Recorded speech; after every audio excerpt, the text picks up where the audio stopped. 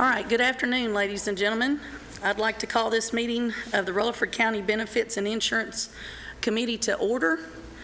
The first item of business on the agenda today is going to be approval of the minutes from the January 26, 2017. Do I have a motion to approve? A motion, Mr. Joe. A second? All right, and a second from a couple. Any questions or comments? All right. All in favor, say aye. All opposed? All right, motion passes. All right, now we're going to get into the financials, and we'll get with Ms. Street and start that, please, ma'am. I'll allow Mr. Davenport to go ahead and begin with Fund 264. On Fund 264 with data through January, revenue came in for that month at $6,055,793, while expenses came in just under $6 million, right at $5,960,000, for a $95,000 surplus compared back to budget for the month of January. So keep in mind, this is the first month of the calendar year, so we are starting off in a budget position, with the budget position with a surplus of $90,000. The first two pages are going to break out, just as a reminder, a line graph and then a bar graph. And then the third page will be the data that you're used to seeing, just in a recolored format. So in case you needed to look at the actual hard data that compiled this report, it will be on that third page with per employee per month cost, calendar year, fiscal year, and then the variance between those two. So one of the things I want to add to this report is we've talked about the increase in expenses over revenue on a month-over-month basis, and we're seeing that annualized, that our expenses are outpacing our revenue. And we've been looking for ways to contain those costs going forward. And one of the things that we had mentioned was looking at an exchange for our pre-65 retirees. We've continued to vet this, and with the changes in the marketplace and the carriers offering the product for the exchange, it has become unpalatable, and it would not be a good business move for Rutherford County. The cost would be higher. So even though our pre-65s are driving a lot of cost inside of our plan, and you'll get more information on that next month, we are removing the exchange off the table for discussion, as the numbers didn't show what we had hoped that they would this far along into the year. So I wanted to make you all aware of that. So there's no questions on 264. I can go ahead and do. All right, Mr. Sanvey. Melissa, what? I'm on. Can you hear? Okay. What kind of numbers are we showing on our pre-65s and our retirees roughly? Comparable to last year, or has it deteriorated? They're comparable to last year, but they're extremely high. We have began obviously looking at rate structure, and if we still had them carved out and not blended in, they would need excess of 100% increase. So when you look at roughly 100 people that's inside of that plan, their costs are just astronomical. By the time we meet next month, I will have presented preliminary budget numbers to the Board of Ed. Yes, and as long as you're presenting information that has the projected increase that Ms. Nolan is using, you should be fine. We don't expect that it will come in that high. Ms. Nolan, what number are you projecting just for the committee? What do you have built into budget right now? Mark is using 12, I'm using 15. Yep, okay. So right now, preliminary 15. numbers are showing around 11%. We're continuing to look at those numbers. So that's going to be somewhere, that's going to be about correct. I think it'll exceed 15. No, I don't. I think it's going to be closer to the 12.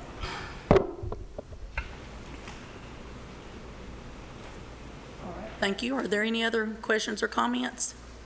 Okay, we'll move on to the next one, please, ma'am. All right. So within Fund 266, ending in the month of January, we're at $408,096 compared to a prior year of $353,596.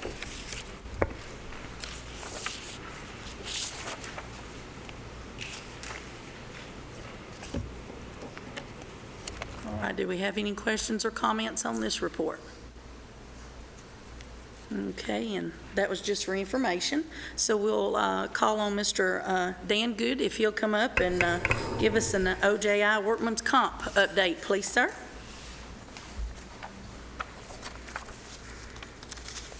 Good afternoon. I'd like to report in the month of January, we had a total of 16 injuries requiring medical attention. Of course, January being the first month of the new year, we have 16 for the year. Of those 16, 8 were OSHA recordable, 6 had restricted days, and 1 was lost time days, and 1 all other recordable. Next page of your report compares this year to the 2 previous years. And the next page, you'll notice that the incurred dollars for those injuries for this year is set at $24,000 as compared to the 2 previous years. As you turn through your report, you'll notice that the Board of Education had a total of 11 injuries. The incurred dollars for those 11 was $15,500. And the county had the other 5. And the incurred dollars there were $8,350. Last page breaks down the county general to the different departments. There you'll notice that the Sheriff's Department had 4 and Animal Services had 1 of the 5 county injuries.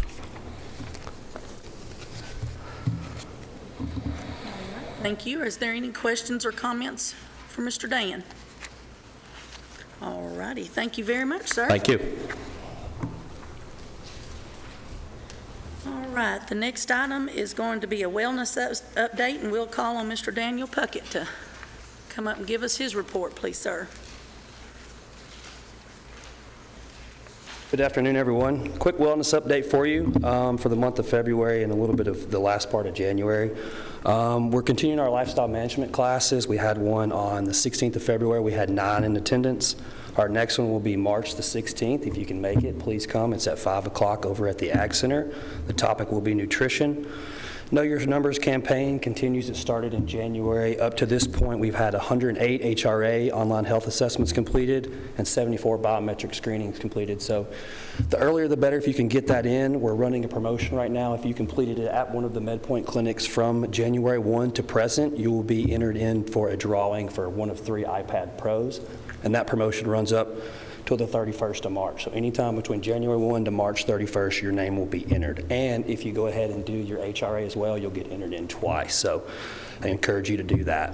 For the numbers for February at the MedPoint clinics, the wellness coaching, 6 initial visits, 28 follow-up, and for a total of 34. We have 45 active patients with 34 total visits in February. Upcoming events, we're still in our New Year, New You program. That's closing up here within the next few weeks. I'll be happy to share with you the weight loss numbers from that.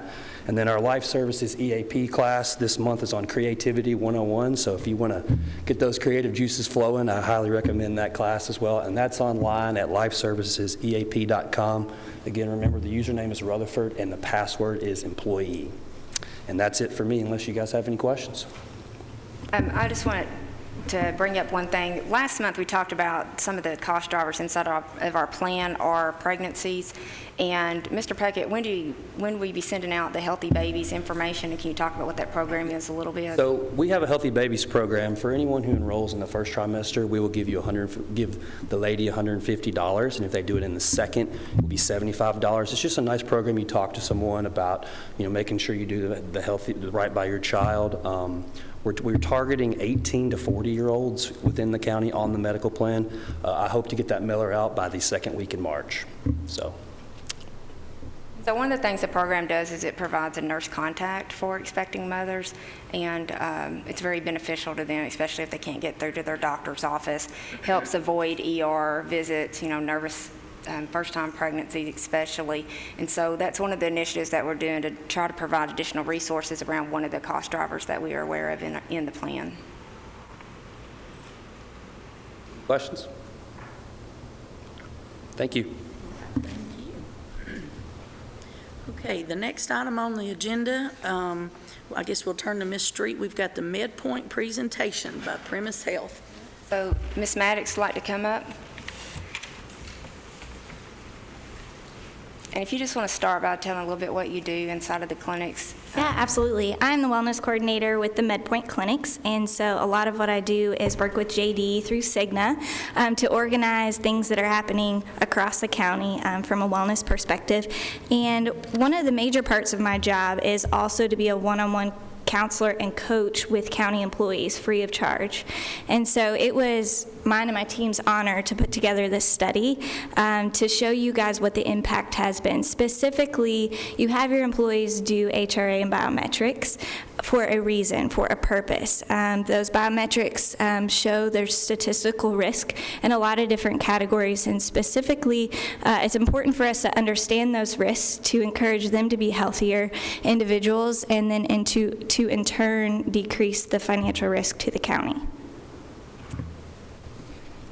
So if you guys will turn to the little booklet, I think most of you guys already have it out. This was a 2-year MedPoint study, and so what we were comparing is the year 2015 over 2016. And specifically, we were measuring the impact that the clinics, along with some of the wellness counseling, coaching, lifestyle management courses that we do, how they may have impacted your population. So we're going to start with what is the fight all about. I'm going to start out this presentation by laying out an explanation and a reasoning and understanding of the risks that your employees have for cardiovascular disease specifically. Then we'll go into the standard of care, so how we care for these employees, and then the impact that our care is having on them, specifically financially, but also as far as their wellness, their quality of life goes. So if you turn to the second page, what is the fight all about? Number one, we're going to talk about wellness making an impact on your employees. And again, I'm going to set the scene. So you will see on the next slide, it says, Houston, we have a problem. More specifically, Rutherford County, we have a problem. All right? So generally across the county, we have an issue. In Tennessee, the issue is actually bigger than the average across the United States.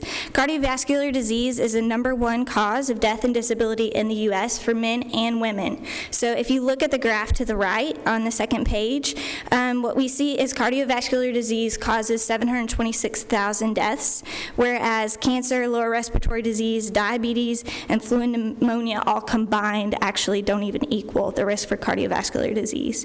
Over 80 million adults in the U.S. have some form of cardiovascular disease. This is 1 out of every 3 adults.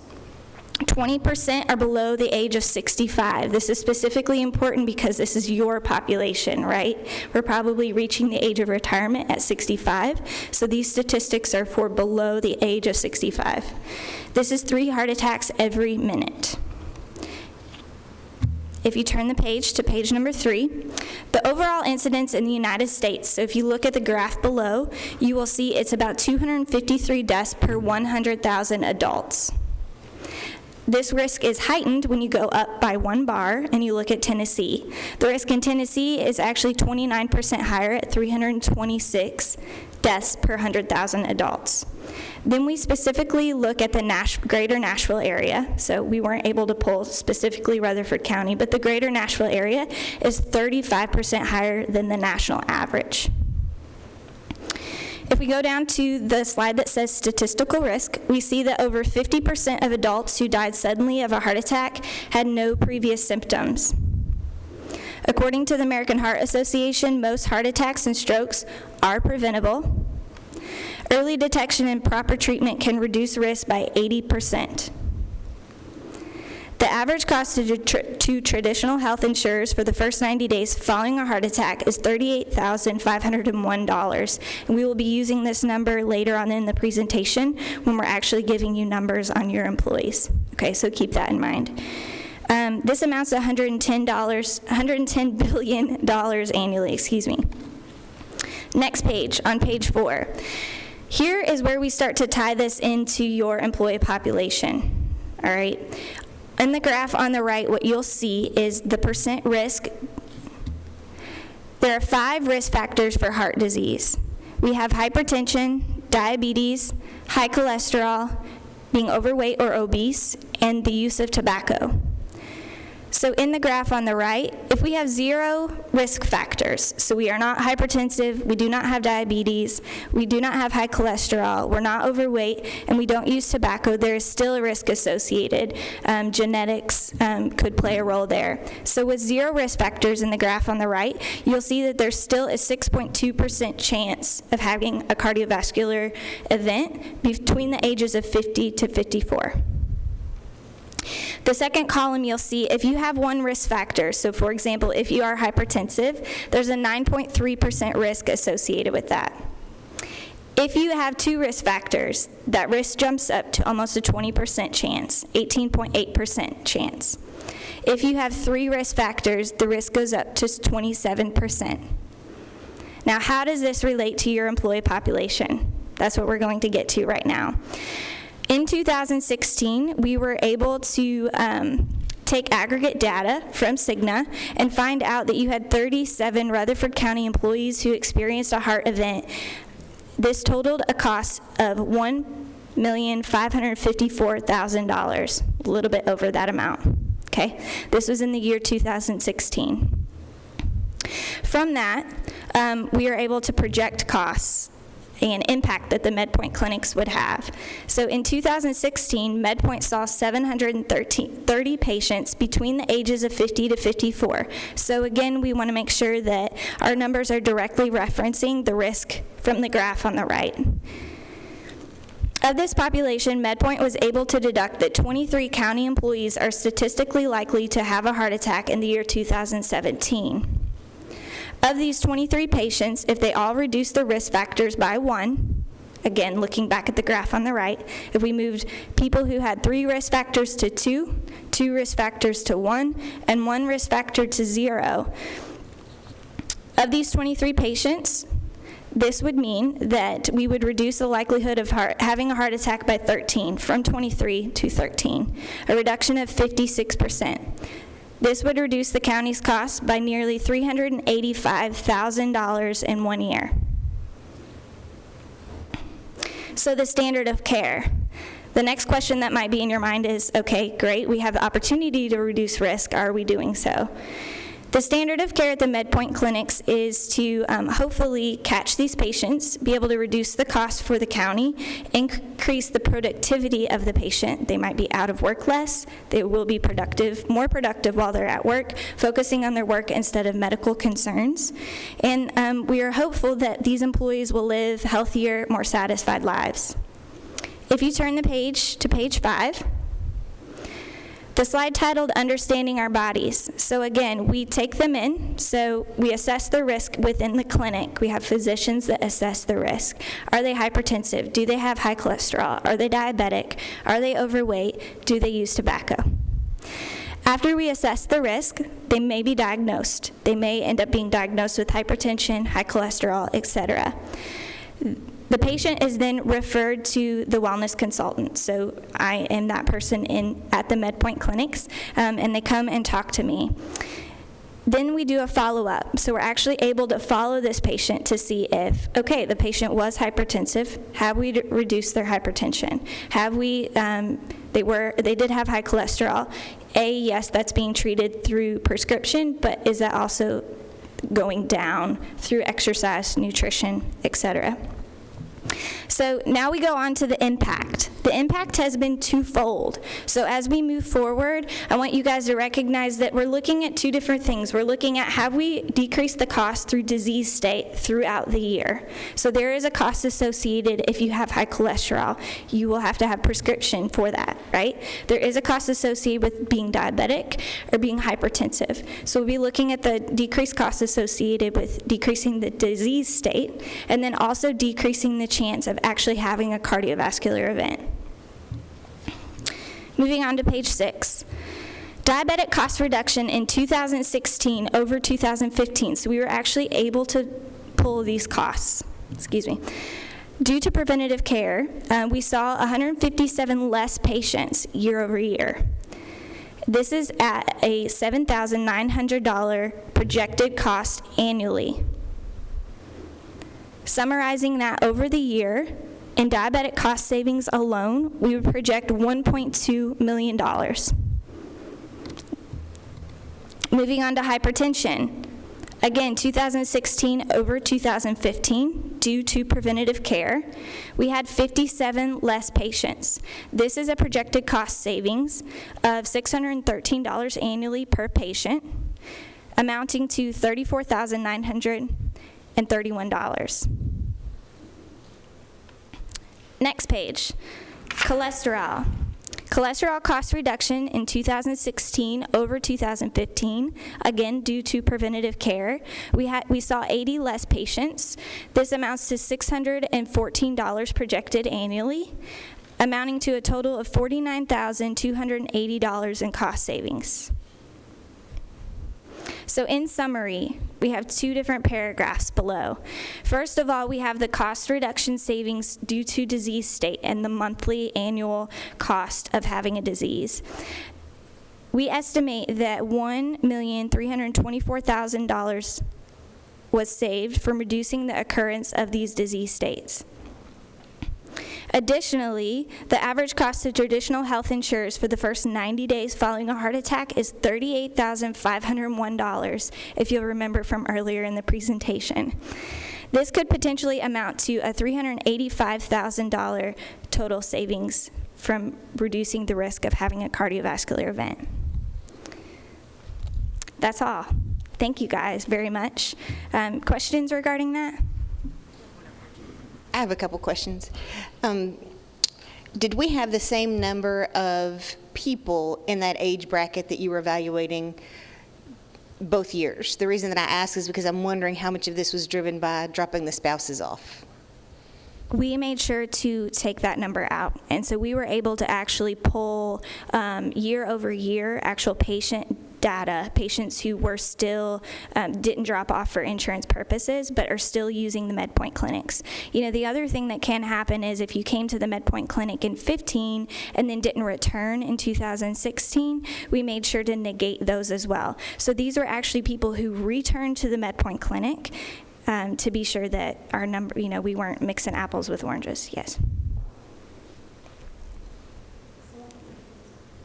On page 4, you say that you can deduct that 23 county employees are statistically likely to have a heart attack in 2017. Is that number based off of the 730 patients you saw, or based off of our total employee population on the health insurance plan? So total employee population on the that was actually based on patients that we saw. I'm looking to the person who helped me collect this data. So of the 730 you saw, 23 of those 730. That's correct. And that number is safe. And I say that because what we actually don't include, you see 37 was the number Cigna reported for last year. So what we aren't able to see are individuals who might have a cardiovascular event who aren't using the MedPoint clinics. So that number 23 is only inclusive of those utilizing the MedPoint clinics. So the total number is probably higher.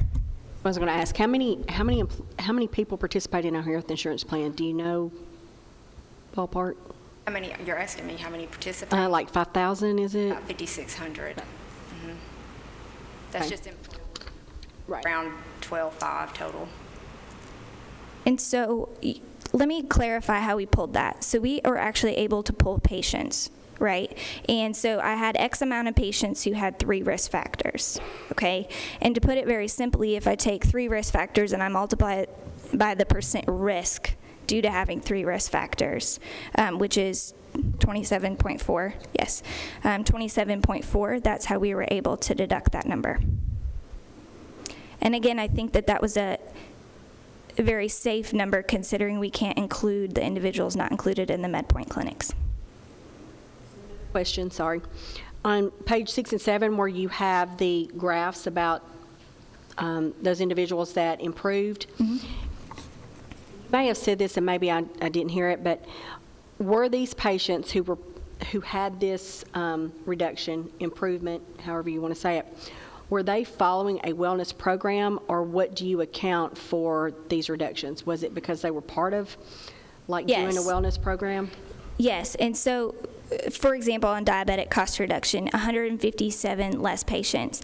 at minimum, if you go back to the graph before, on page 5, you see understanding our bodies and kind of the goal of the progression that we take individuals through. Not all 157 of these individuals decided to meet with me.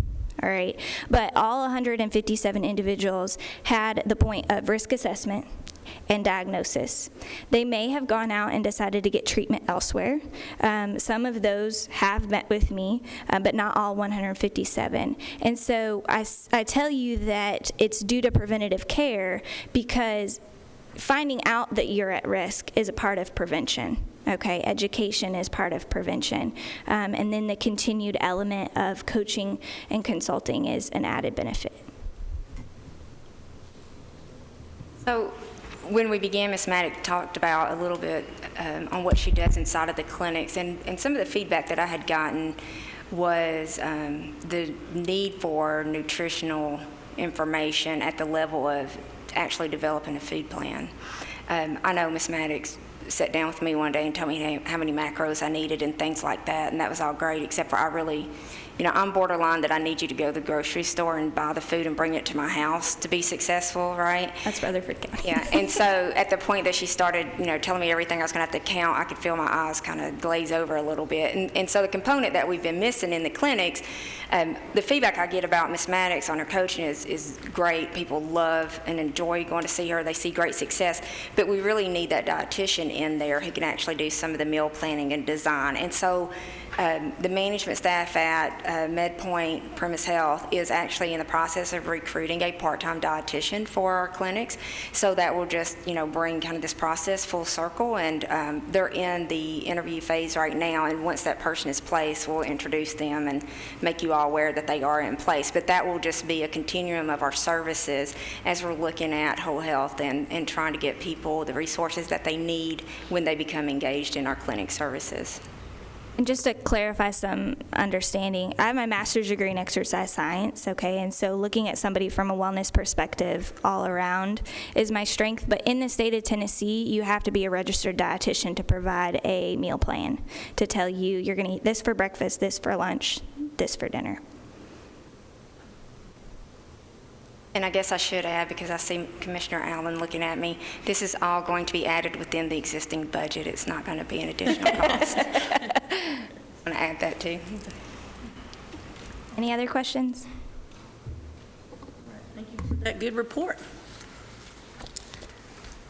All right, then we'll call on Mr. Paul Huffman with Cigna to do our consultant analytic presentation. While he's coming up, can I ask Ms. Street one question? Is there any way, and it may not, the workload may be too large, but since you brought up budget, I was thinking along those lines. Is there any way to do any sort of cost sharing in a position between, on the employee side and what we do in the health department? Because I know in the health department, there's a need for nutritionists as well.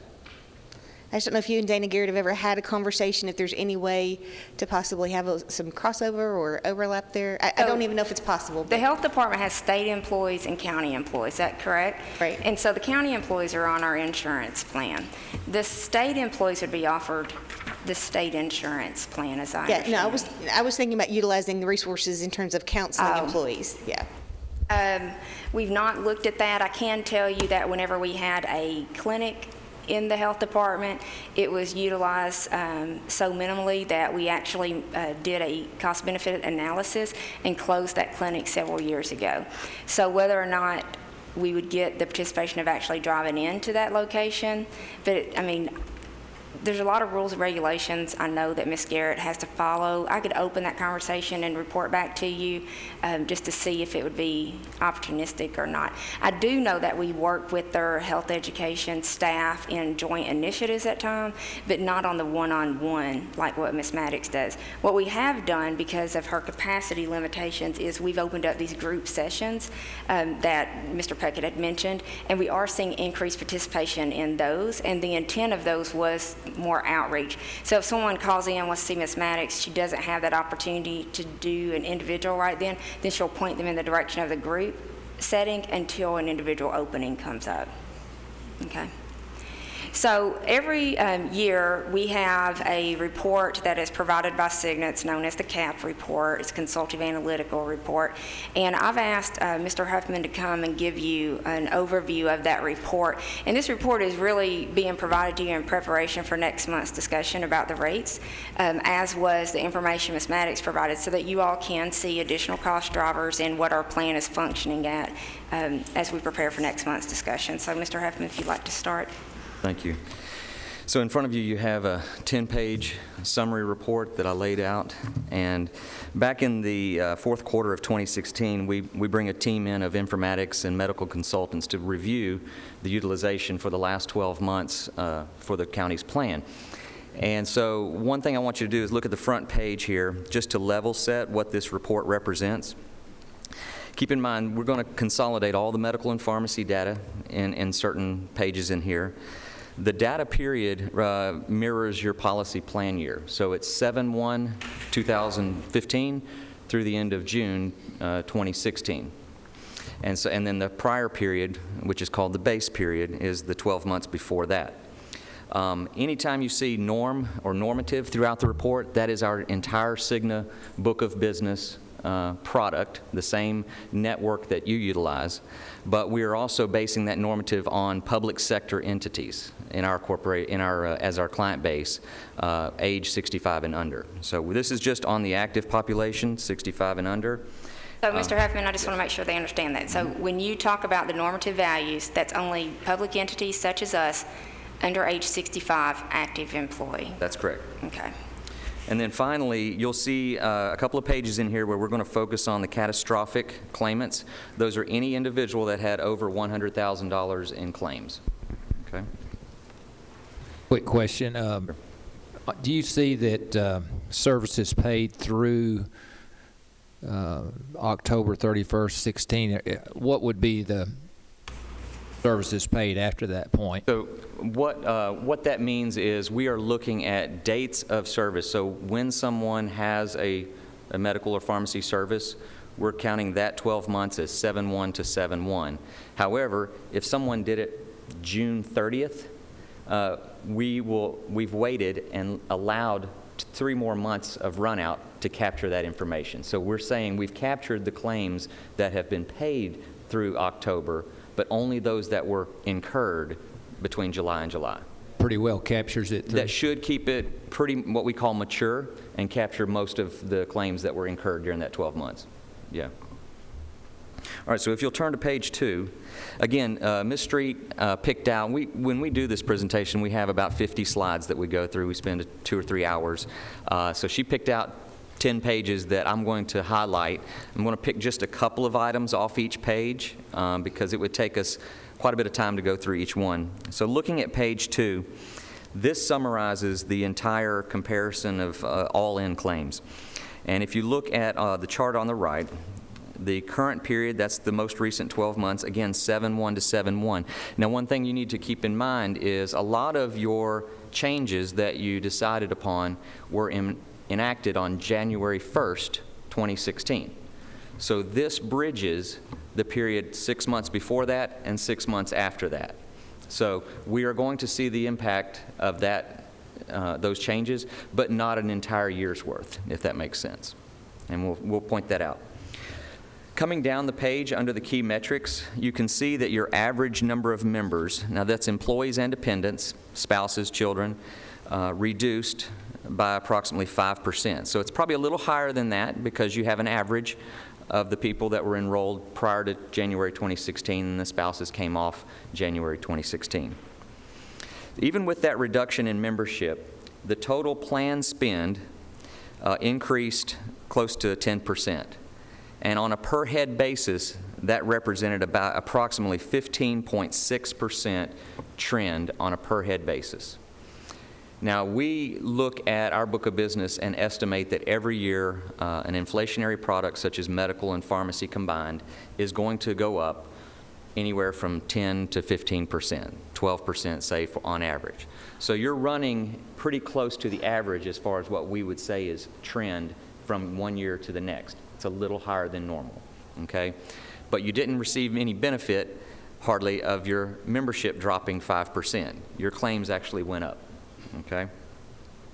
If you move down the page a little further, oh, one other thing I want to point out. If you look at the current plan spend, PMPY, that stands for per member per year. And you're at $5,287 per member per year. That's what is spent in total on each individual on the plan. You're still lower than the annual norm in our book of business public sector. Mr. Huffman, on that, we have 6 months of experience that's being reported on where we did not have the eligibility change for spouses. Correct. So we really only captured 6 months in there. Okay. Moving down the page, the next highlight in red is your catastrophic claimants. So we did see about a 38.6% increase in the number of catastrophic claimants for every 1,000 members that are on the plan. That was about 4.6 for every 1,000 are going to have claims over 100,000. But again, you're right under the normative. So we see most of our clients in this sector have approximately 5 large claimants per 1,000 in that range. A couple other items I'll point out, and we'll go dig a little deeper into, is that you did have an improvement in generic pharmacy utilization, went from 85 to 86%. It is above the norm. You will see that your plan population has about 38% of those individuals that we would consider having a chronic condition, a condition that is being treated, and that is in line with the norm.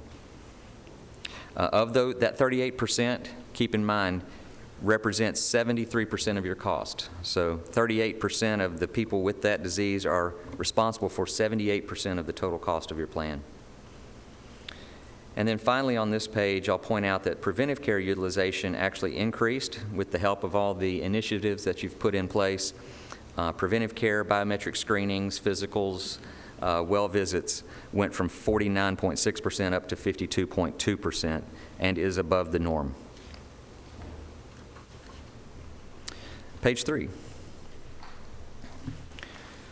One thing we want to highlight and pull out separately is now we're going to look at pharmacy. So the pharmacy represents a very large percentage of your overall spend. And on the left side, we have calculated the overall plan spend for pharmacy on a per member per year basis. Going from the base period to the current period was a 13.6% overall trend. Again, that is in line with our norm and what we would anticipate for pharmacy trend.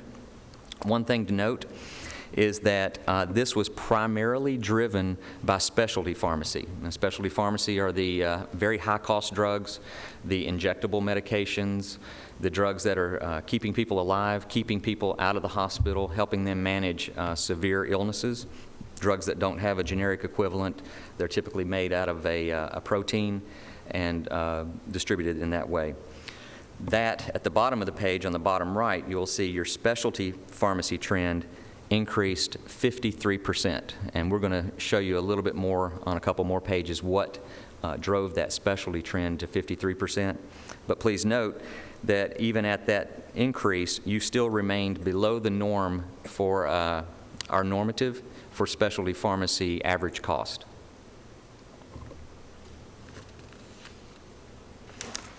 Turn to page 4. This page is a population demographic summary, and the reason we wanted to include this is at the bottom of the page. We look at claims on a per head basis, per member per year, broken out by employee, spouse, and dependent child. And as you can see in the first section there under all members, the employees had an increase in their cost of about 9.4%, still below the norm. The spouses, even with 6 months of the spouses being removed at January, or a large number of them, saw a 37.5% increase and actually for the first time went above the norm for spouses. Now when we remove all the spouses that had $100,000 or more, excluding the catastrophics, we saw only a 20% increase and the number is slightly below the norm.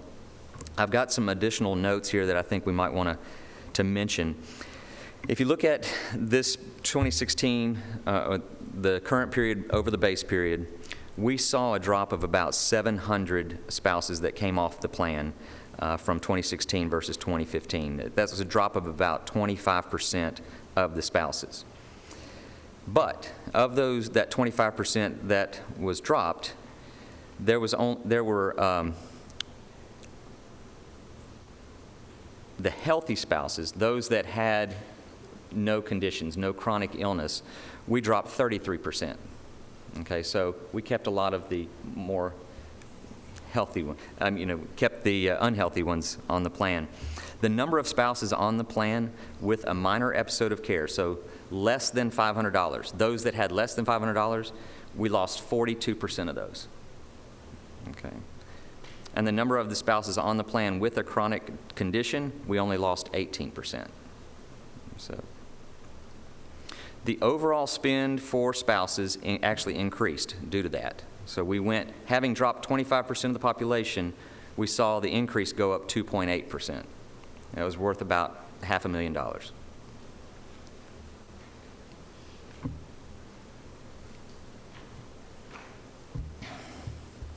Any questions on the spouses before we move on? Yeah. Yes.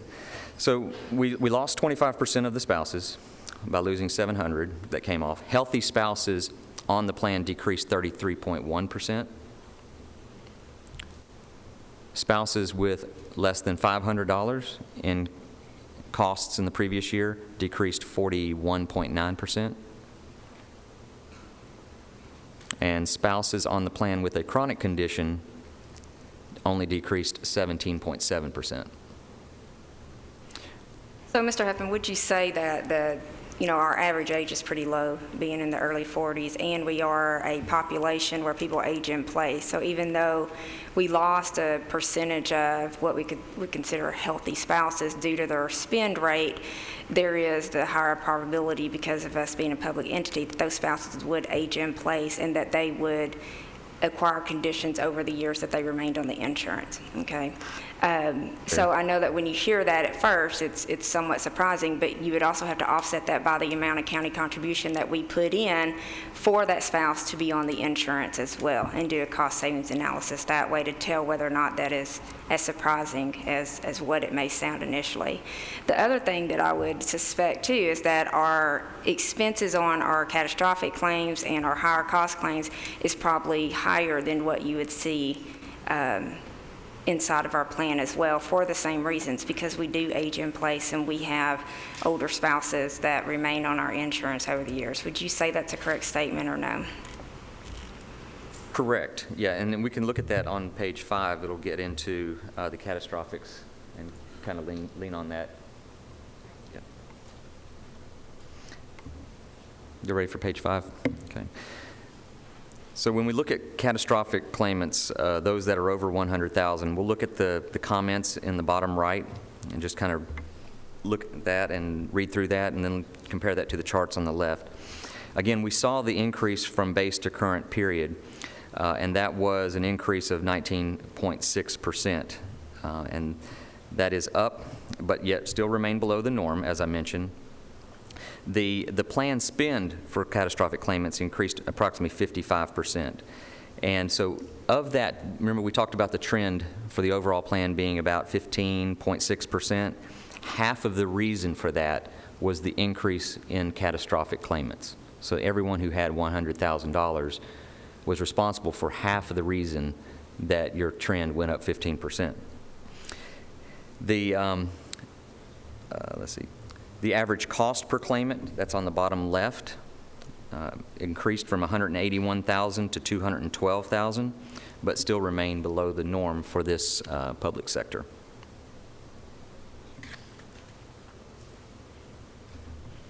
And then moving to page 6.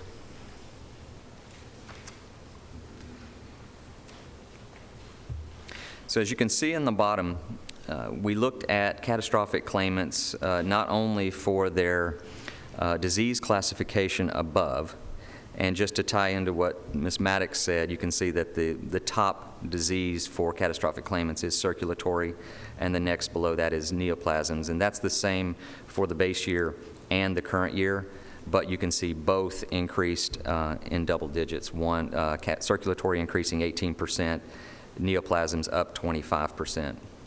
When you break down the member relationship on the bottom right, we had 23 of our claimants over 100,000 were spouses. Mr. Huffman, can you define what neoplasms are?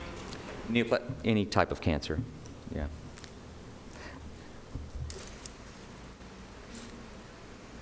And then at the bottom, you can see that the spouses, those that were over 100,000, were actually over 235,000 on average.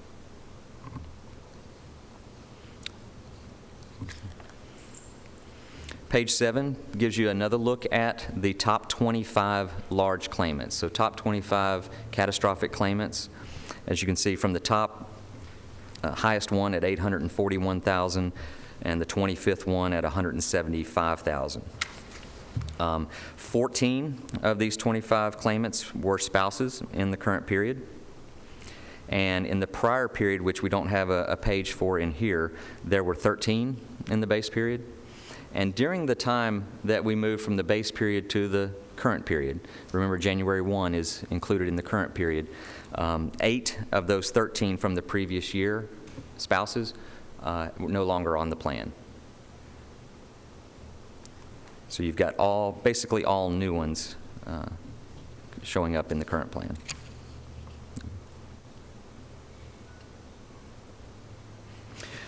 One other thing I want to touch on this page is that, so these costs are inclusive of medical and pharmacy data.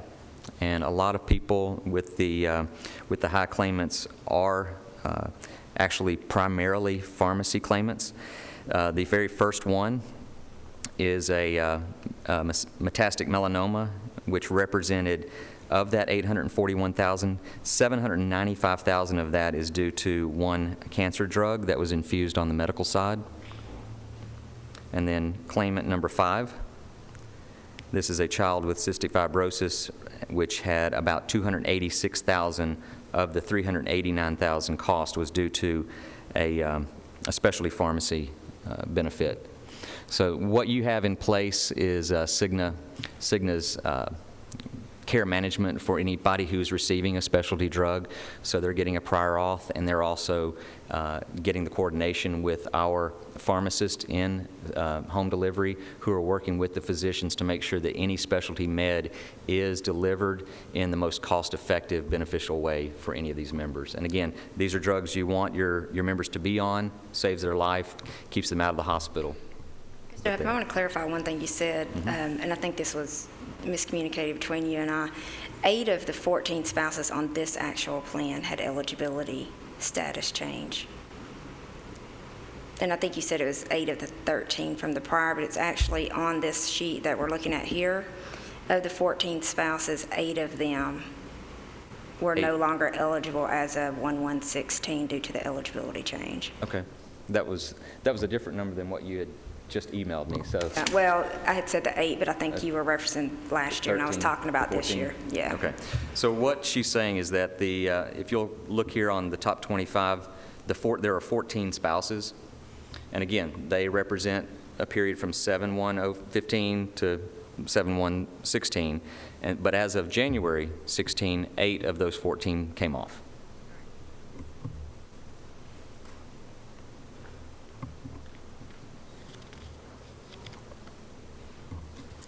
Paul?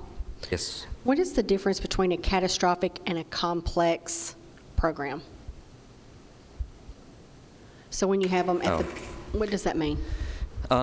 It's just a differentiator within our case management organization. So the nurses that identify the large claimants will reach out and try to manage these claimants with the help of their doctor. So become a liaison between them, the provider, Cigna's insurance, and the care that they're receiving.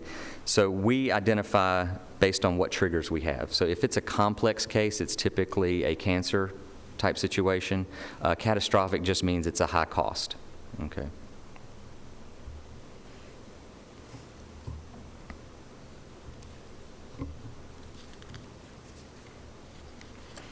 All right, moving to page 8. Yes.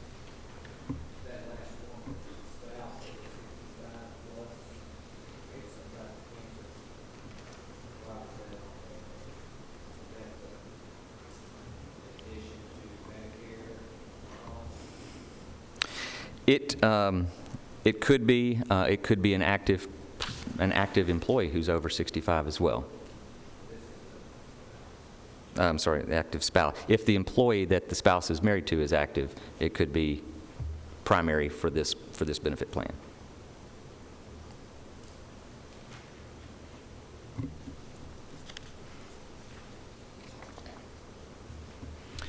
All right. Page 8.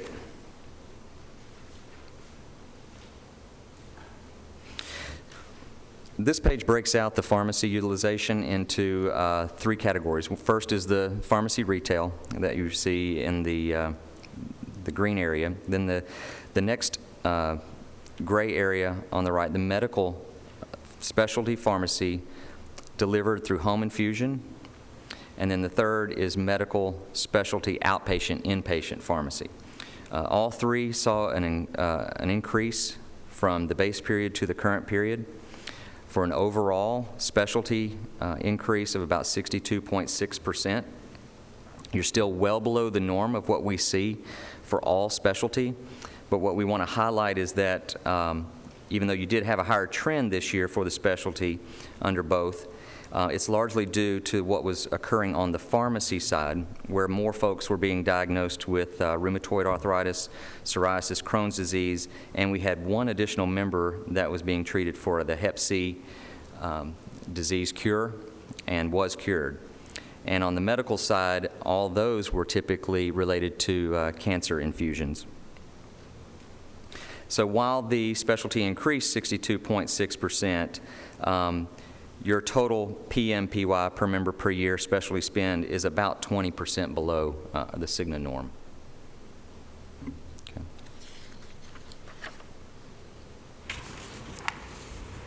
Page 9.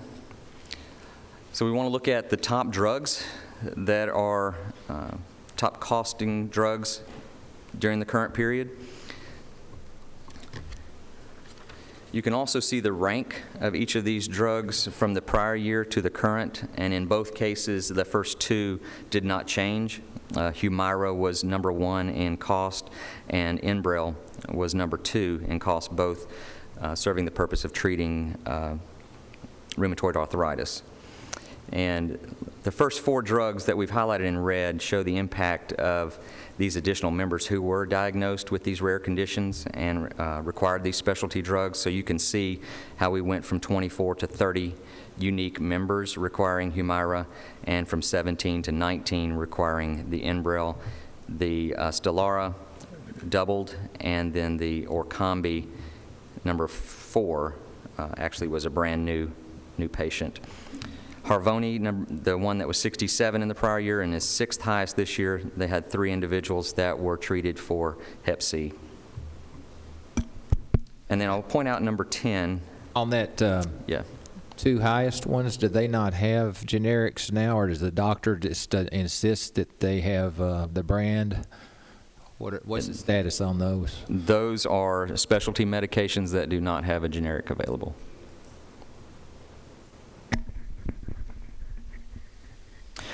Number 10 is a Duexis, and on 1/1/2016, Cigna looked at our formulary and removed a lot of drugs that were egregiously priced. You've seen a lot of the drugs in the news where venture capital companies are coming in and buying pharmaceutical companies and jacking up the prices of drugs. This is one of those, and on 1/1/2016, this drug was removed from the formulary. So when we run this report again, isolated to 2016 and 2017, we won't see anybody having filled that drug, because you can see it went up 351% from one year to the next. Went from your 107 ranked drug to your number 10.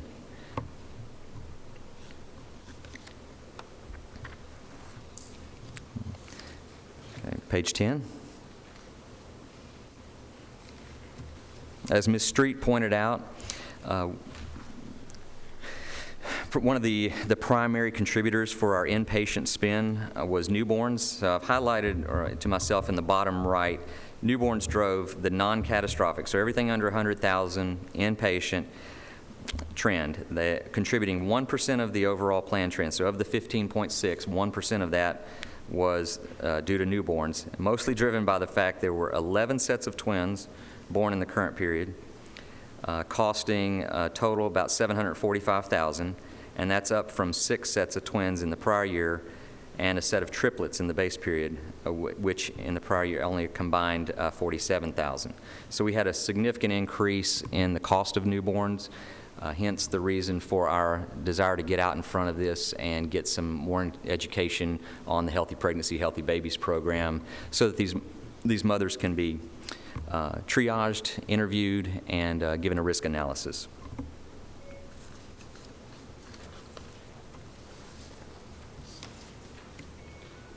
Okay, and last page, page 11. Outpatient summary highlights some of the categories under outpatient surgery, outpatient diagnostic, emergency room, urgent care, and all other. If you look across, and then I'm looking at the top left chart, under the current period, we had in all categories are underneath the norm. So surgery remained relatively constant. Diagnostics were constant, still remaining under norm. Emergency room urgent care utilization actually came down a little bit, and every other outpatient utilization came down too. And if you look at the bottom, these are the actual costs for each of these places of service. Surgery went up a little, diagnostic up, emergency room stayed constant, so you can also see that an emergency room and urgent care average cost is about $1,047 per member per year. On the right in the comments, the second bullet, we saw utilization of advanced radiological services. These are your MRIs, your PETs, and your CATs, your CT scans. This decreased about 11% and was responsible and was 47% below the norm. And we anticipate or expect that to have saved the plan about $1.2 million in the current period. And that actually brought the amount under the norm by about 1.6%. Emergency room utilization decreased 5.7%, was 28% below the norm. And ER visits for diagnoses that can be treated at lower cost facilities such as urgent care, convenience care, MedPoint, made up only 10.5% of the total ER visits in the current period. And that's down from the base period, which was at 12.3%. So what we saw, what we kind of attribute that to is we've done some education, we've had meetings. We identify on our website what we call our Signacare designated doctors. And these are doctors that are highlighted on our website with a little C next to their name. And they are viewed as the highest quality, lowest cost. And so anytime someone searches for a provider on our website, those come up first in line. And we are seeing a higher utilization of that. Also, the health advocacy programs that you've purchased from Cigna, all the disease management, the health advisor coaching that you have in place, the more we get individuals engaged with those programs, the more they're going to be likely to see doctors that have a high quality, low cost, and will be encouraged to use the proper setting for their care. In other words, not going to an emergency room when an urgent care is more appropriate. So a couple of other things that we've done in that regard is to, we have the retail clinics at Walgreens that we can utilize that we opened up in our contract with Premise Health. And then whenever there is a referral made from MedPoint to a specialist, they actually go in the Cigna network, look to see what providers are in network, and they look for that C next to the name as well to make sure that we're getting into the best quality, lowest cost provider as well.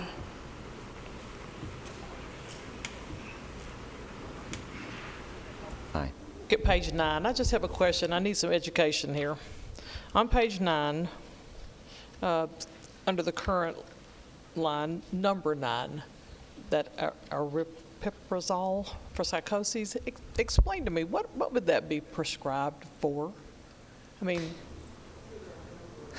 Well, the only thing, I'm not a clinician, I'm not familiar with this drug. I will tell you the condition over to the right is a psychosis drug. So it's up from 21 unique members up to 49. I understand why you're wanting to see that. It's a large jump. I can find out more details on that one. I don't know what it's for. Yeah. One of the things, I did pull it up quickly, it treats bipolar, schizophrenia, depression, and Tourette's syndrome. It can also treat irritability with autism, but one of the things, and this is probably what Mr. Davenport was going to say, is that there's off-brand uses in some of these medications as well. So Humira, as an example, is listed here as arthritis. It's also used to treat Crohn's disease. So there could be conditions like that where it's combined with another medication to treat something not specifically on this list that I just gave you. On page 10 and 11, where you've got the non-catastrophic inpatient and the catastrophic inpatient, in both situations, the non-catastrophic appears to cost more than the catastrophic. Am I reading that wrong? You're not. That's on a per-head basis, so you do have fewer individuals that are catastrophic, and they're only at $100,000 or more. So I think the math is creating that. And the last question, you said on the website, whenever you pull it up to look for a physician or a clinician, that it comes up the low-cost, high-quality physicians first. Did I understand you say that? How is it determined? I understand the cost, but how is it determined the quality aspect of the physician? We're measuring episodes of care. So when someone has an outpatient surgery or a condition that's being treated, we are measuring hospital reoccurrence admissions, complications, care of that individual, what kind of claims we see on that individual following that care. So that doctor we're counting that doctor accountable for the entire episode of care.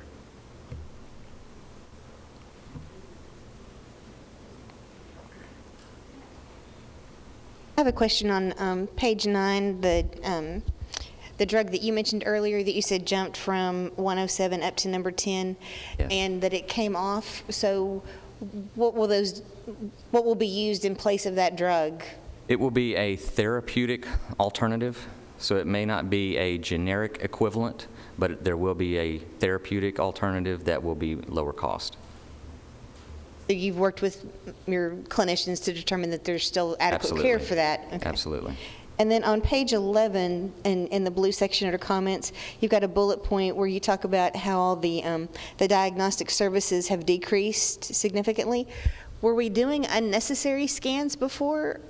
I guess I'm just concerned. That is always the possibility, yeah. It's interesting because your plan does not have in place outpatient pre-certification. So if individuals want to get an MRI, CT scan, a PET scan, they can. And typically we review those in certain situations, but in the instance that it decreased, it's primarily due to what's being prescribed by their doctor. So we did not deny any of these to get the reduction.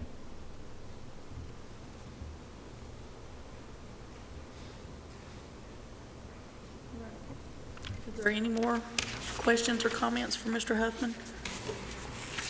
Thank Mr. Yes? I got a lot out of this. Thank you, Paul. Thank you. All right, that's another good report, and looks like we're, do we have any other business? Ms. Street, do you have anything No, I else? would just ask of the committee members that are here, if you're not able to come to next month's meeting, please let us know as early as possible. It will be important that we have a quorum next month. Fortunately, today it was all information only, and then we'll outreach to those that aren't here today to find out as well. So the sooner you can let us know, the better. We would appreciate that. Okay, and next month's meeting is also going to be on March the 23rd. So we'll make sure we put that in our calendar. Is any of the other members have any other business? All right, hearing none, we'll adjourn this meeting. Thank you.